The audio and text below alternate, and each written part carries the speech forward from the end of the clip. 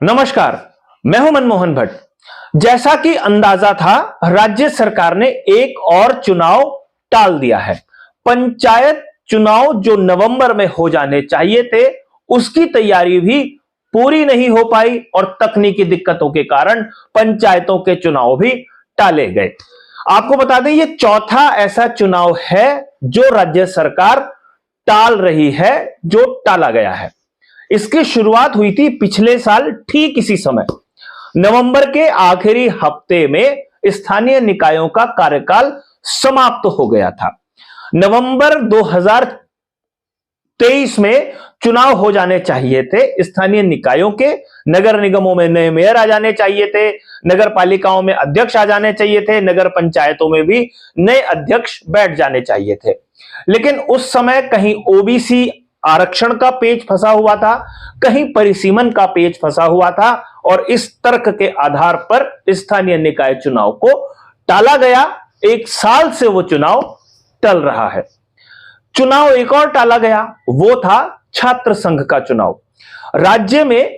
राज्य के जो सरकारी विश्वविद्यालय हैं, महाविद्यालय हैं, उसका बाकायदा राज्य सरकार ने कैलेंडर जारी किया है। नई सरकार ने नई परिपाटी शुरू की कि सारे प्रदेश के सारे विद्यालयों में, महाविद्यालयों में एक साथ चुनाव होंगे। ये पिछली त्रिवेंद्र रावत की सरकार के समय से ही परिपाटी शुरू हो गई थी, वो चल रही है। अब परीक्षा का कार्यक्रम तय है, परीक्षा के नतीजे कब आएंगे उसका कार्यक्रम तय है, खेलकूद कब होंगे, सांस्कृतिक कार्यक्रम कब होंगे, ये सारी चीज तय है। मतलब एक कैलेंडर बना हुआ है और उसी कैलेंडर के हिसाब से छात्र संघ के चुनाव कब होंगे वो भी तय है। लेकिन राज्य सरकार ने उस कैलेंडर को फॉलो नहीं किया। विश्वविद्यालय की गलतियां हैं, महाविद्यालयों की गलतियां हैं, छात्र संघ के नेताओं की गलतियां हैं कि जो तैयारी कर रहे थे, सरकार को तो चुनाव कराना ही नहीं था, या सरकारी मशीनरी की गलती है कि उन्होंने कोई ऐसी गड़बड़ कर दी जिससे वो कैलेंडर फॉलो नहीं हुआ और छात्र संघ के चुनाव भी राज्य सरकार को टालने पड़ गए। अब पंचायतों का या स्थानीय निकायों का जो कैलेंडर होता है वो 5 साल का होता है, वह 5 साल में एक बार चुनाव होते हैं, उनकी अवधि 5 साल होती है। लेकिन छात्र संघ की अवधि तो एक ही साल होती है। अगर सितंबर अक्टूबर में चुनाव नहीं हुए तो अब चुनाव कैसे होंगे? इसके बाद तो परीक्षा का समय शुरू हो जाता है और परीक्षा संपन्न होने के बाद कई लोग पास आउट हो जाते हैं, कई लोग पास आउट नहीं भी होते, लेकिन उनका कार्यकाल एक ही साल होता है, वहां दूसरे लोग तैयारी करते हैं, तो वहां की उम्मीद तो खत्म ही हो गई है। एक और चुनाव टाला गया, वो था सहकारी समितियों का चुनाव। उत्तराखंड में 674 सहकारी समितियां हैं। वहां पर पहले प्रतिनिधियों के चुनाव होते हैं, उसके बाद वो अपने अध्यक्ष और उपाध्यक्ष चुनती हैं। वो तमाम जो राज्य सहकारी समितियां हैं, उनके जो बड़े बैंक्स हैं, उनकी जो भी सिस्टम है, उसको चलाने की जिम्मेदारी उन अध्यक्ष और उपाध्यक्षों की होती है। पूरी तरीके से विशुद्ध राजनीतिक व्यक्ति ही आमतौर पर अध्यक्ष और उपाध्यक्ष की कुर्सी पर काबिज होता है। उस चुनाव को नवंबर के मध्य तक हो जाना चाहिए था, लेकिन उस चुनाव को भी राज्य सरकार को टालना पड़ा। अब ऐसा बताया जाता है कि दिसंबर के तीसरे हफ्ते में यह चुनाव संभव है। इसके बाद तो कोई गुंजाइश बची ही नहीं थी। सबको अंदाजा पहले ही हो गया था कि जो पंचायतों के चुनाव हैं वो राज्य सरकार समय पर नहीं करा पाएगी। यहां पर भी कहीं आरक्षण का पेच फंसा हुआ है, कहीं परिसीमन का पेच फंसा हुआ है।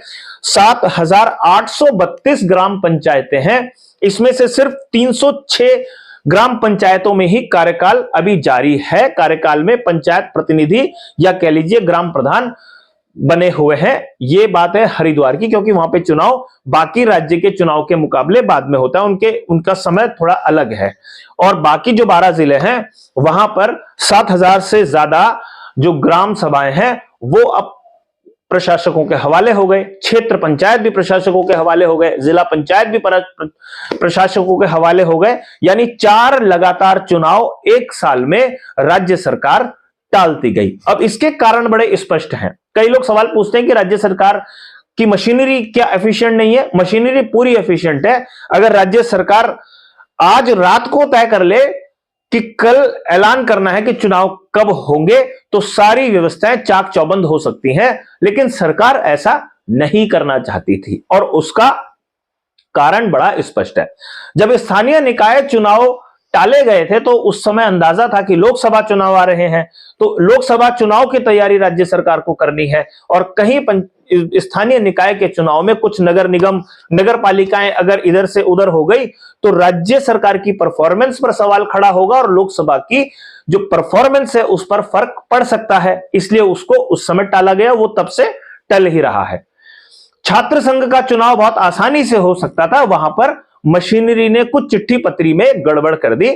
स्थानीय जो विद्यालय होते हैं, महाविद्यालय होते हैं और जो विश्वविद्यालय है राज्य सरकार के अधीन आने वाले, उसमें कुछ तालमेल की कमी रही, जो प्रशासन के साथ तालमेल होना चाहिए, शासन के साथ तालमेल होना चाहिए, और उसका नतीजा यह हुआ कि कैलेंडर के इर्द गिर्द चुनाव नहीं हो पाए। और वैसे भी आमतौर पर चाहे महाविद्यालय हो या विश्वविद्यालय हो, उनका जो प्रशासन है वो कभी नहीं चाहेगा कि चुनाव हो और छात्र संघ मजबूत हो, क्योंकि उससे जो स्कूल कॉलेज का जो प्रबंधन होता है या टीचर होते हैं वो कहीं ना कहीं दबाव में रहते हैं छात्र संघ पदाधिकारियों के। उसको टाला गया।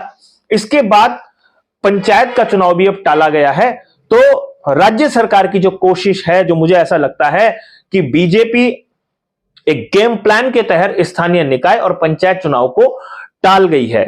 सहकारी समितियों के चुनाव चलो 1 महीने बाद हो जाएंगे, छात्र संघ का चुनाव तो अब नहीं होगा, इस साल ऐसा हो भी जाएगा तो उससे कोई फर्क नहीं पड़ता राज्य सरकार की परफॉर्मेंस पे। युवाओं का हालांकि मूड का अंदाजा लग जाता है, लेकिन जो स्थानीय निकाय हैं और पंचायत है, वहां पर तैयारी के लिए राज्य सरकार को समय चाहिए था।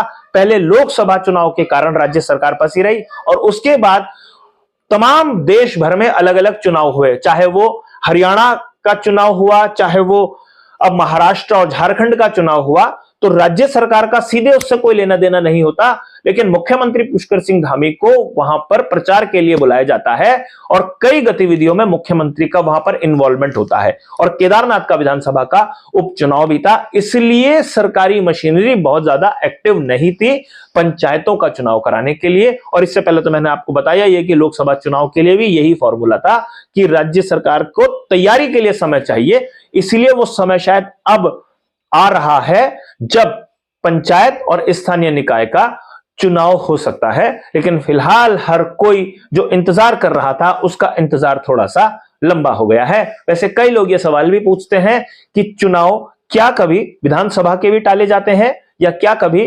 लोकसभा या राज्यसभा के भी टाले जाते हैं? क्या चुनाव सिर्फ छात्र संघ, स्थानीय निकाय और पंचायतों के ही टलते हैं, जहां पर बहुत सारे लोग आशा के साथ इंतजार करते हैं कि इस बार उनका नंबर आएगा? किस किस का नंबर कब आएगा, इसके लिए थोड़ा और इंतजार करना पड़ेगा। अभी के लिए साथियों इतना ही। अगली रिपोर्ट में आपसे फिर मुलाकात होगी, तब तक इजाजत दीजिए। नमस्कार।